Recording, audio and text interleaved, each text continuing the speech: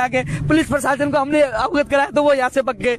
यहाँ को कुचलने की कोशिश पहले भी कर रहे थे, आज फिर जब पीसीसी चीफ प्रदेश मुखिया है वो ये हरकत कर रहा था, कैसे बर्दाश्त कर ले। मैं डरता तो किसी नहीं, सीने पे गोली खाने के लिए तैयार हूँ, दम तो सामने आके मारे, सामने से करे, डरता नहीं हूँ। मैं भी किसान का बेटा हूँ, मैं आर पार की लड़ाई लड़ने के लिए तैयार हूँ, लेकिन इस आंदोलन को खत्म नहीं करे। ये उनको लगता है मैं छोड़ के चला जाऊँ, मैं चला जाऊंगा, लेकिन इनकी मांगे पूरी कर दो। सब लोगों की उम्मीद है, कृपया आप अपना हौसला बनाए रखें। आप रोएंगे तो बहुत से लोगों का हौसला टूटेगा। एक सवाल रहेगा, कल यहाँ पर डीएसओ भी पहुंचे थे, एडीएम भी पहुंचे, तो कुछ वार्ता में कुछ मैं ये तो कह रहा हूँ कि कल फाइनल हो गया था। अब मैं शाम को मेरी बात हुई तो उन्होंने कहा कि लगभग सहमति बन गई, हम लिखित में दे देंगे, लेकिन आज पूरे दिन भर इंतजार करते रहे। हमें बाद में समझ में आया कि ये षड्यंत्र कर रहे, या हमारे लोगों को उकसा के सिविल लाइन्स की तरफ कूच कराने की कोशिश करी, या बेटे बेटे क्या करो, आप कूच करो तब काम होगा, क्योंकि उनको पता हम सड़क में जाएंगे तो लाठीचार्ज होगा और फिर कहेंगे बेरोजगार वहां सड़कों पर निकल गए, और कोशिश करें कि इनमें से 4 आदमियों को ले आओ और बोले कि आप समझौता कर लो आके। तो हमारे लोगों को तोड़ने की, उकसाने की कोशिश कर रहे थे, इसलिए आज कुछ नहीं हुआ, क्योंकि कल हमें कह दिया गया था कि वार्ता में सहमति बन गई थी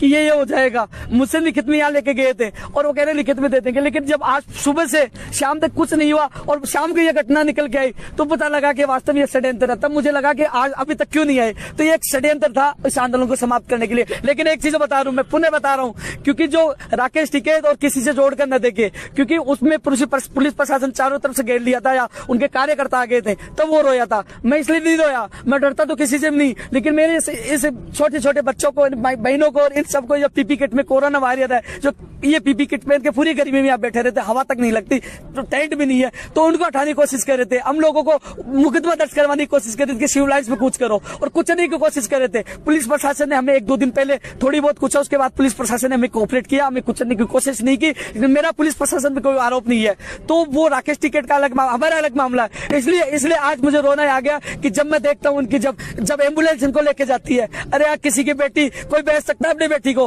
वो आज मेरे भी विश्वास है, अपने बेटी को, अपने बच्चों को बेच के, उनको पूरा विश्वास। मैं अभिभावक बन के रात को यहाँ रहता हूँ, दिन में यहाँ रहता हूँ, हर चीज की व्यवस्था करता हूँ। जब वो हॉस्पिटल में जाती है, उनको वो बेहोश हो जाते हैं, तब दिल रोता है, इसलिए रोना आता है। इसलिए हाथ जोड़ के मैं कहूंगा, आप मैं चला जाऊं, लेकिन इनकी मांगे पूरी कर दो, लेकिन किसी के साथ इनको उठाने की कोशिश न करें। क्या उपेंद्र जी, ये जो एक बेरोजगारों का जो बड़ा वोट बैंक था उस, और आपने घोषणा की है कि जो 4 उपचुनाव है यहाँ पे बेरोजगार अपने प्रतिनिधि उतारेंगे, बेरोजगार आप अपने प्रतिनिधि उतारेंगे, तो उससे देखकर ये मामला ऐसा नहीं किया गया कि इनको कुछ लोग यहाँ हमको मिटाने में लगे हैं और कुछ लोग वतन अपना जलाने में लगे हैं। वाह।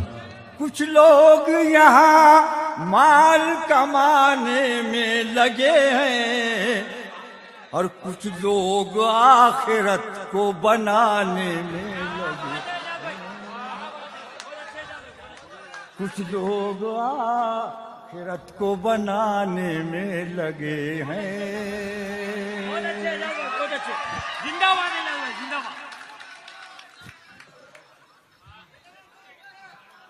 अगर इज्जत से जीना है तो फिर इंसान बन जाओ।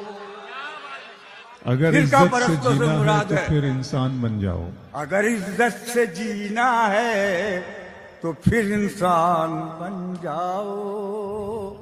जमाने के लिए किरदार की पहचान बन जाओ। हमारा ये वतन फिर देखिए खुशहाल हो जाए। मिटा दो नफरतों को, ऐसा हिंदुस्तान बन जाओ। मिटा दो हसरतों नफरतों को, ऐसा हिंदुस्तान बन जाओ। सभी मतलब के दीवाने मोहब्बत कौन करता है। सभी मतलब के दीवाने मोहब्बत कौन करता है। मोहब्बत कौन करता है। ये अल्लाह जानता है कि इबादत कौन करता है। ये कैसी हुक्मरानी है, समझ में कुछ नहीं आता कि सियासत कौन करता है और हुकूमत कौन करता है।